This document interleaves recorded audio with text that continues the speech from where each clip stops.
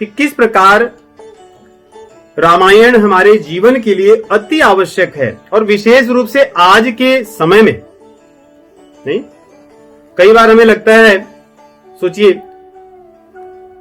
ऐसा लगता है कि शास्त्रों में कहीं कहीं एक एक बातें बड़ी सत्य प्रतीत होती हैं।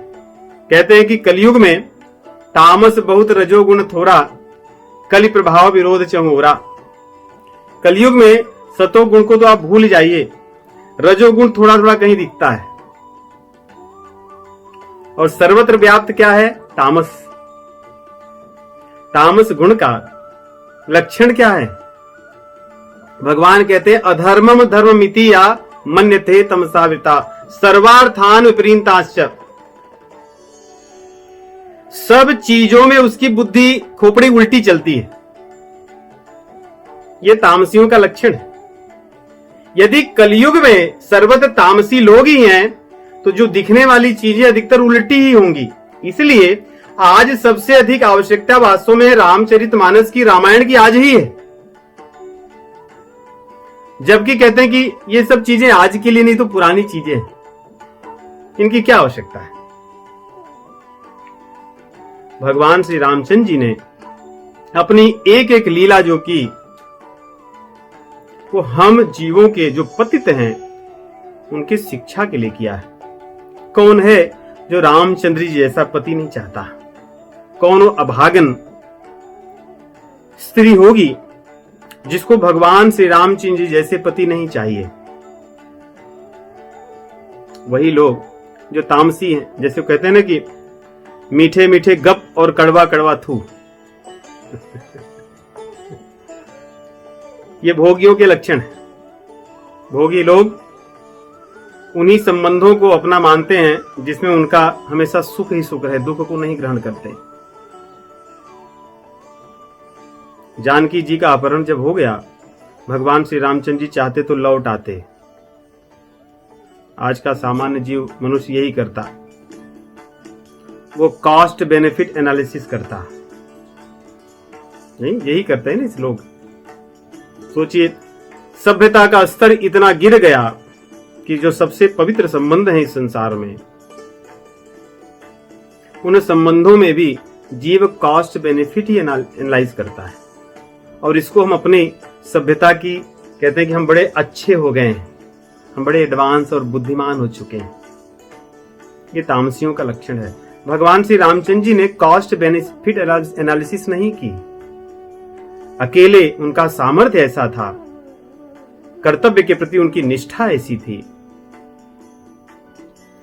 कि वो हजारों हजारों मील दूर जाकर रावण के नगर में उसका वध करते हैं। दूसरा, उनकी राजनीतिक सूझबूझ देखिए। अपने देश में युद्ध नहीं किया उन्होंने,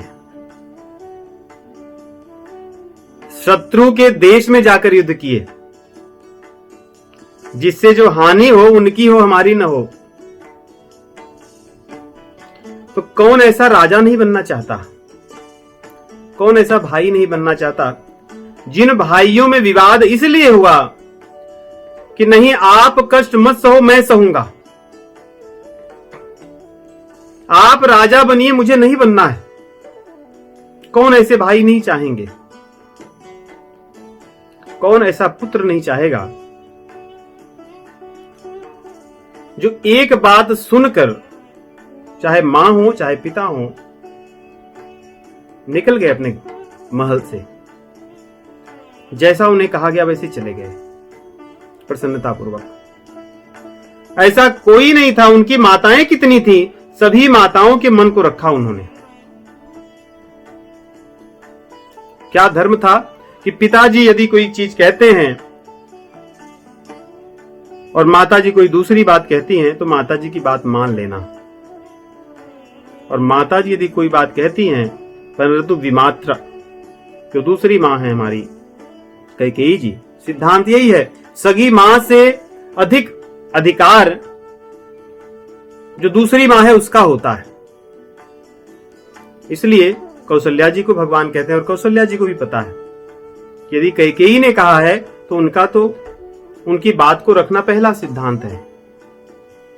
भगवान ने माताओं के, पिताजी के, सभी को बात को रखी।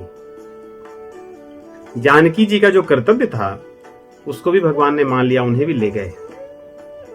जो उनके सखा थे उनके प्रति कर्तव्यों का निर्वहन किया, ऋषि मुनियों के प्रति कर्तव्यों का निर्वहन किया। और कहीं ऐसा आता है कि भगवान रामचंद्र जी अपने राज्य का राजा लव कुश को बनाए, कहीं आपने सुना है?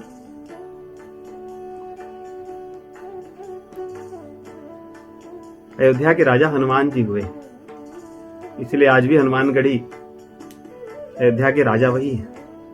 लव और कुश को अन्य क्षेत्रों का उन्होंने राजा बनाया। कौन ऐसा कर सकता है अपनी प्रजा के लिए? और जानकी माता जी स्वयं और भगवान श्री रामचंद्र जी ने चर्चा करके उन्होंने स्वयं को और भगवान श्री रामचंद्र जी की आज्ञा से लक्ष्मण भैया के साथ वाल्मीकि आश्रम में चली गई। कोई रानी ऐसा कर सकती है क्या? त्याग, या कोई राजा ऐसा त्याग कर सकता है? और जानकी जी के चले जाने पर भगवान कभी राज सुख नहीं भोगे, भूमि पर सोए। कोई राजा ऐसा कर सकता है किसी की सामर्थ्य? यदि भगवान को, श्री रामचंद्र जी को, जो मूर्ख प्रवृत्ति के लोग हैं वो भगवान न भी माने, उनके सिद्धांतों को कौन ठुकरा सकता है? कि जिन्होंने प्रजा के लिए त्याग, यहां तो लोगों को न्यायालय द्वारा, उनके द्वारा किए गए पाप कर्म, भ्रष्टाचार, अत्याचार के दंड मिल जाने पर भी निर्लज्ज की तरह भोग भोगना चाहते हैं।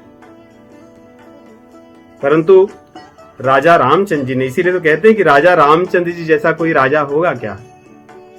राजे भी देखे, महाराजे भी देखे, राजे भी देखे, महाराजे भी देखे, मेरे राम जैसा कोई राजा न देखा, मेरे राम जैसा।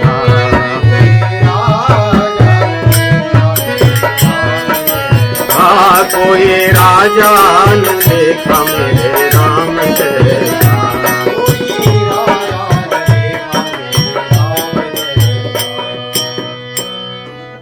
कौन है राजा उनके जैसा? तो यदि कोई भगवान को न मानने वाले भी जो अधम हैं, नास्तिक हैं, क्या रामचंद्र जी के सिद्धांतों को कोई ठुकरा सकता है? मानवता की बात करने वाले, जो आजकल कहे जाने वाले जो मानवीय लोग हैं, क्या भगवान श्री रामचंद्र जी के सिद्धांतों को ठुकरा सकते हैं? जो अपने आप को, जो प्रकृति के प्रति एनवायरमेंटलिस्ट जो लोग हैं, जो ग्लोबल वार्मिंग से के कारण बड़े ही कहते हैं, जो बड़े संवेदनशील हैं, क्या वैसे लोग भगवान श्री रामचंद्र जी के सिद्धांत को ठुकरा सकते हैं? जिनके राज्य में पशु, पक्षी, प्रकृति, नदी, समुद्र सभी मर्यादा में थे। न कभी भूकंप हुआ, न कभी समुद्र ने अपनी मर्यादा को लांघी, न कभी पशुओं में वैर था, न पक्षियों में एक दूसरे के प्रति वैर था। यदि ऐसी बात इन जड़ों में, जड़ और चर में है, तो जो मनुष्य थे उनमें कैसा था? तो क्या भगवान श्री रामचंद्र जी के चरित्र आज के किसी भी समाज के लिए क्या अछूता है? वो किसी भी धर्म का हो, कहे जाने वाला धर्म, या किसी भी समाज का हो, किसी भी देश का हो, किसी भी भाषा को बोलने वाला व्यक्ति हो, किसी भी रंग का हो, क्या भगवान श्री रामचंद्र जी के चरित्र को आवश्यकता उसको नहीं है? क्या भगवान श्री रामचंद्र जी का चरित्र विद्यालयों में पढ़ाना नहीं चाहिए, जिससे एक आदर्श मानव समाज का निर्माण हो सके, जिससे भ्रष्टाचारी, अत्याचारी, पापाचारी जो जन हैं वे न पैदा हों? तो कोई कैसा भी क्यों न हो, रामचंद्र जी का चरित्र सभी के लिए, नास्तिकों के लिए भी है। इसलिए हम जो भगवान श्री रामचंद्र जी का चरित्र पढ़ते हैं, सबको कहते हैं, इसको धर्म की दृष्टि से न देखने वाले जीव, धर्म अर्थात जो पूजा पद्धति मानने वाले लोग हैं, उनके लिए भी नितांत आवश्यकता है। और आज तो बहुत अधिक आवश्यक है, क्योंकि आज सर्वत्र पाप ही पाप व्याप्त है, अशांति ही व्याप्त है, सर्वत्र भ्रष्ट आचरण करने वाले लोग व्याप्त हैं। इसलिए उनको तो शिक्षा की अधिक आवश्यकता है। सर्वत्र भोगियों का समाज है। इसलिए राजा रामचंद्र जी, हमारे भगवान श्री रामचंद्र जी, उनका चरित्र हमें भले विद्यालयों में न पढ़ाया जाए, हम अपने घर को विद्यालय बनाएं, अपने समाज को विद्यालय बनाएं। जीवन का यही कर्तव्य है। केवल धन कमा लेना हमारे लिए हमारा कर्तव्य नहीं है, वो तो बहुत से कर्तव्यों में से एक है। हमें अपने परिवार के लोगों को, अपने समाज के लोगों को किस प्रकार इस ज्ञान को हम दे सकें, जिससे एक अच्छा समाज बन सके आने वाले समय में, जिससे जो वास्तविक मानवता है उसका ज्ञान तथाकथित मानवतावादियों को प्राप्त हो। क्योंकि आजकल मानवतावादी तो सर्वत्र हैं, परंतु मानव ही त्राही त्राही किए हुआ है। न तो शुद्ध भोजन है, न तो शुद्ध वायु है, चारों तरफ रोग का वातावरण है। इसको किसने पैदा किया? ये हमारे पापों से पैदा हुआ। तो भगवान श्री रामचंद्र जी का राज्य कैसा था देखिए, जहां पे किसी प्रकार का द्वेष नहीं था किसी से।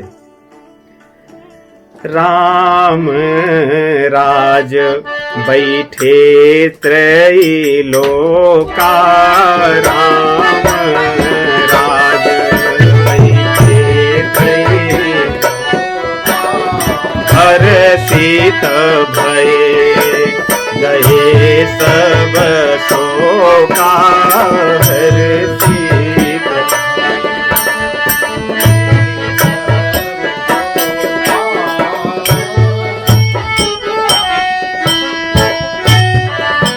शोक कहीं नहीं है।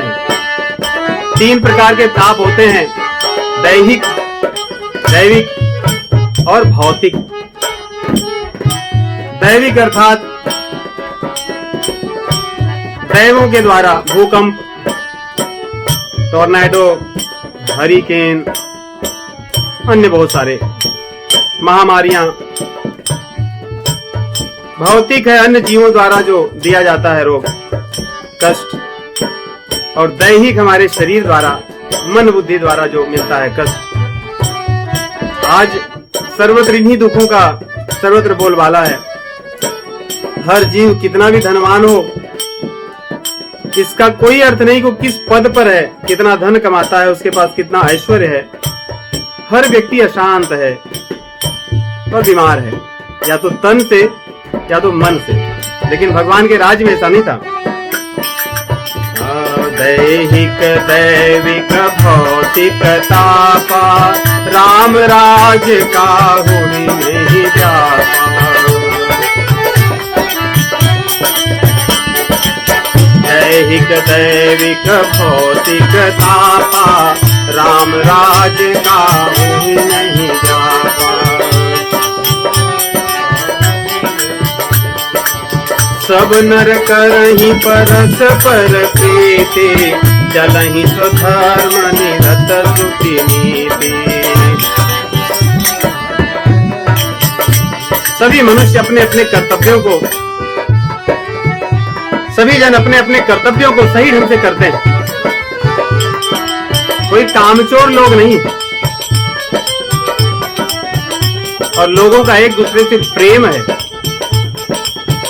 दिखावटी हंस करके I am glad you are healthy, I am glad you are good, ऐसे लोग नहीं, वास्तव में हित चाहने वाले लोग।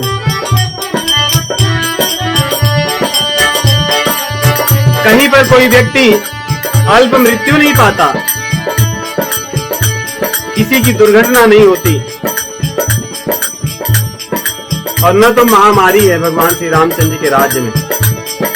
अल्प मृत्यु नहीं कवनियों पीरा, सब सुंदर सब विरुद्ध शरीरा। और कोई निर्धन नहीं है, क्योंकि सब लोग दानी हैं। सब लोग दान करते हैं जिनके पास कुछ नहीं है। भगवान के राज में कोई भीख नहीं मांगता, कोई होमलेस नहीं है। नहीं दरिद्र को दुखी न कीना, नहीं को अबुधन लक्षण हीना। अनपढ़ गंवार और मूर्ख लोग भगवान के राज में नहीं है।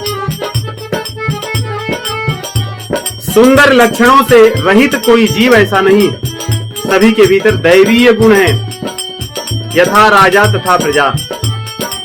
नहीं, जैसा राजा होगा वैसी ही शिक्षा पद्धति ले आएगा। इसलिए आज के संसार में भोग की शिक्षा दी जाती है।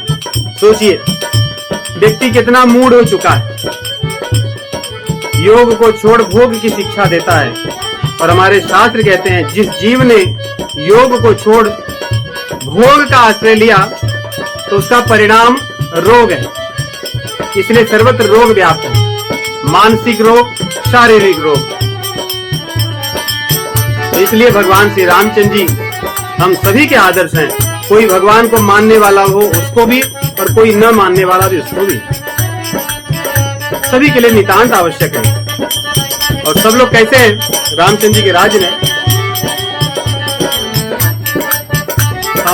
सब निरतंभ भरत पुनि, नर अरु नारी चतुर सब गुणी। सब पुनीत लोग हैं, पावन कर्म करने वाले हैं, पाप कर्म करने वाले कोई नहीं। और सब गुणवान हैं, सब गुणज्ञ पंडित सब ज्ञानी, सब कृतज्ञ नहीं कपट सयानी।